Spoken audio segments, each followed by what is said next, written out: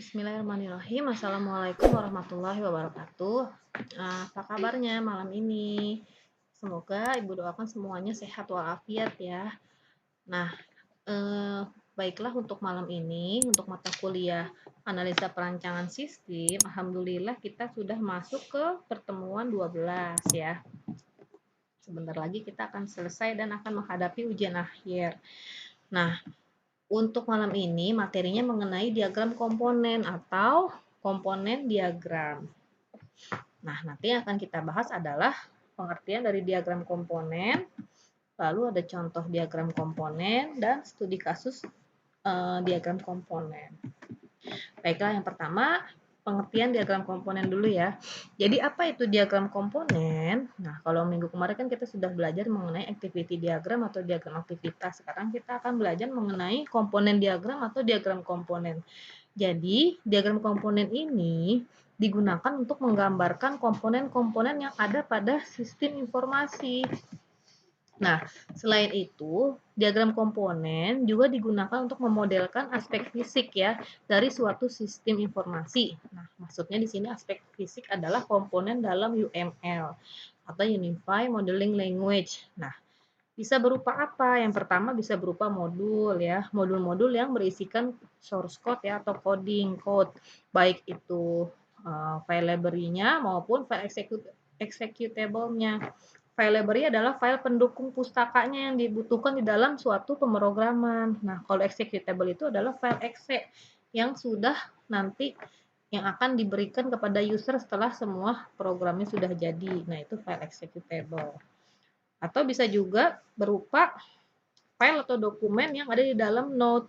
Nah, yang selanjutnya mengenai diagram komponen, biasanya ya atau pada umumnya komponen yang terbentuk dari beberapa kelas. Jadi diagram komponen itu biasa juga merupakan komponen yang terbentuk dari beberapa kelas dan atau package atau juga dapat dari komponen-komponen yang lebih kecil. Jadi biasanya komponennya itu bisa terbentuk dari kelas atau dari package diagram komponen. Nah, pengertian komponen itu sendiri di dalam UML apa? Yaitu hal-hal fisik dari sistem yang akan dimodelkan dan ada ketika sistem akan dieksekusi. Nah, contoh komponen dasar pada sebuah sistem. Apa contohnya? Yang pertama, ada contoh komponen user interface yang menangani tampilan ya. Jadi, kalau misalkan kita membuat suatu aplikasi atau suatu sistem informasi itu kan kita harus perhatikan tampilannya ya, user interface-nya atau GUI-nya, graphical user interface-nya supaya tampil user friendly. Nah, di sana ada yang namanya komponen user interface yang menangani tampilan antar muka program ya. Lalu ada komponen business processing yang menangani fungsi-fungsi proses bisnis. Ada juga komponen data yang menangani manipulasi data dan ada juga komponen security yang menangani keamanan sistem. Nah, itu contoh komponen dasar pada suatu sistem informasi. Nah, kalau komponen dalam perangkat lunak tadi dalam suatu aplikasi aja ya. Nah, ini kalau dia dalam perangkat lunak secara umumnya. Nah, itu bisa operating system komponennya atau sistem operasi, bisa bus pemrograman, bisa objek-objek library-nya, bisa juga file executable-nya, atau bisa juga komponen complex. Complex ini merupakan suatu komponen yang ada di dalam bahasa pemrograman tertentu. Nah, selanjutnya yang dapat dimodelkan sebagai komponen apa aja? Yang pertama, tabel ya. Tabel bisa dimodelkan sebagai komponen. Lalu ada file. File di sini maksudnya adalah file source code atau file sumber ya. Lalu ada dokumen. Nah, selanjutnya di sini ada contoh dari ilustrasi aspek fisik sistem yang dapat dimodelkan sebagai komponen di dalam UML. Nah, di sini kita lihat nih. Jadi nanti diagram komponen itu penggambarannya hanya seperti ini. Ini komponennya. Di sini ada 4 komponen ya.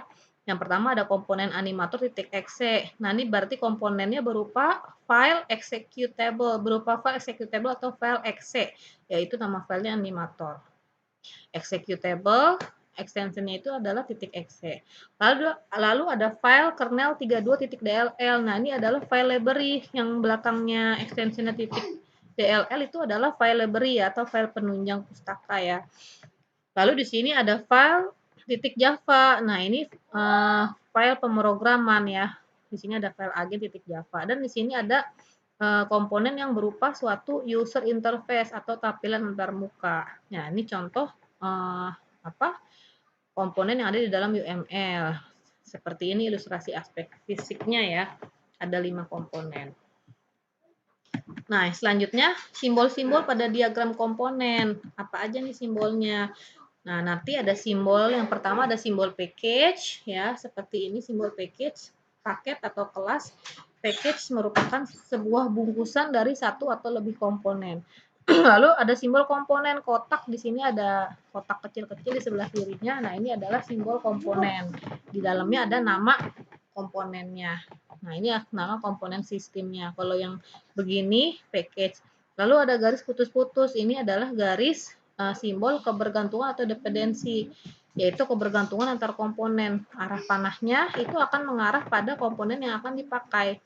Lalu ada antarmuka atau interface. Nah, ini buletan, ini nama interface-nya. Ini sama dengan konsep interface pada pemrograman berorientasi objek atau PBO, yaitu sebagai antarmuka komponen agar tidak bisa mengakses langsung komponennya. Lalu ada garis lurus, ini simbol link untuk relasi antar komponen. Lalu terakhir ada ini seperti ini, simbol ini simbol dokumen ya, bisa berupa file atau library. Nah, contoh diagram komponen. Nah, diagram komponen fokus pada komponen sistem yang dibutuhkan ya, dan ada dalam sistem. Jadi diagram komponen itu fokus pada komponen sistem yang dibutuhkan dan ada di dalam sistem. Nah, diagram komponen juga dapat digunakan untuk memodelkan tadi ya, ada untuk memodelkan source code atau file sumber dari program, perangkat lunak, dan juga untuk memodelkan komponen executable yang dilepas ke user, yaitu di sini maksudnya adalah merupakan suatu file exe ya, atau file executable hasil akhir jadi dari suatu sistem informasi. Nah, contoh diagram komponen seperti apa? Nah, di sini kita lihat nih, contoh diagram komponen. Ini garis ya. Nah, di sini ada penjelasannya. Ini komponennya ya. Nah, keterangannya di sini. Nah, untuk keterangan page atau halaman, di sini adalah index.html dan find.html. .html ini sebagai page. Lalu ada file executable. Kalau file executable itu komponen yang berupa executable file itu adalah yang belakangnya .exe, yaitu ini find.exe. Nah, lalu ada berupa file library. Ya, file library yang belakangnya .dll, dbx.dll dan nothing.dll ini merupakan file library. Nah, jadi semua hal di atas itu termasuk komponen. Nah, diagram komponen juga dapat digunakan untuk memodelkan tadi selain source code dan file executable, dan tadi contohnya bisa juga untuk memodelkan basis data ya, database secara fisik, dan juga sistem yang harus beradaptasi dengan sistem lain. Nah, diagram komponen juga dapat digunakan untuk memodelkan framework sistem. Jadi tadi ada source code, memodelkan source code, file exe, basis data, terus tadi sebelum framework apa? Sistem yang harus beradaptasi dengan sistem lain, dan setelah itu adalah untuk memodelkan framework sistem. Nah, framework sistem ini yaitu framework pada perangkat lunak yang merupakan kerangka kerja. Framework ya, kerangka kerja yang dibuat untuk memudahkan pengembangan dan pemeliharaan aplikasi. Contohnya apa? Nah, contohnya itu adalah Struts dari Apache yang menggunakan prinsip desain MVC, yaitu Model View Controller, di mana source code programnya itu dikelompokkan berdasarkan fungsinya. Struts dari Apache ini aplikasi open source ya, untuk kerangka kerja aplikasi web. Jadi ini merupakan web server ya untuk membuat aplikasi yang berdasarkan Java ya, dia base-nya itu menggunakan bahasa pemrograman Java. Nah, selanjutnya di sini ada contoh ilustrasi framework di mana nanti controller. Nah, di sini kita lihat ada frameworknya. Nah, di sini ada dua package ya. Ini yang seperti ini lambangnya package ya. Di dalam package itu ada komponen. Nah, ada package client dan package server. Package client di dalamnya ada komponen aplikasi client dan package server di dalamnya ada komponen controller, lalu ada model dan ada view. Nah, di mana controller ini berisi source code yang menangani request dan validasi di dalam package server. Lalu ada komponen model. Komponen model ini berisi source code yang menangani manipulasi data dan bisnis logic atau logika bisnis. Dan ada komponen view yang berisi source code yang menangani tampilan ya atau user interface. Nah, itu package server. Package client di sini ada komponen aplikasi client. Nah, ini contoh ilustrasi framework-nya. Nah, diagram komponen itu mengandung komponen, interface, dan hubungan atau relationship ya. Interface itu adalah tadi ya tampilan antarmuka yang mengandung kebergantungan antar komponen. Nah, diagram komponen ini digunakan pada saat ingin memecah sistem menjadi komponen-komponen dan ingin menampilkan hubungan-hubungan mereka dengan antarmuka atau pemecahan komponen menjadi struktur yang lebih rendah. Jadi secara umum, diagram komponen itu digunakan untuk menjelaskan kebergantungan antar komponen-komponen di dalam suatu perangkat lunak atau suatu software. Nah, seperti misalnya kebergantungan antara file-file executable dengan file-file sumbernya atau source file-nya atau source code-nya. Nah, lalu yang selanjutnya adalah mengenai studi kasus dari diagram komponen. Nah, studi kasusnya itu adalah mengenai sistem informasi manajemen perpustakaan ya. Nah, di sini ada contoh diagram komponennya dari sistem informasi manajemen perpustakaan. Di sini ada package ya, yang package-nya itu adalah package server namanya.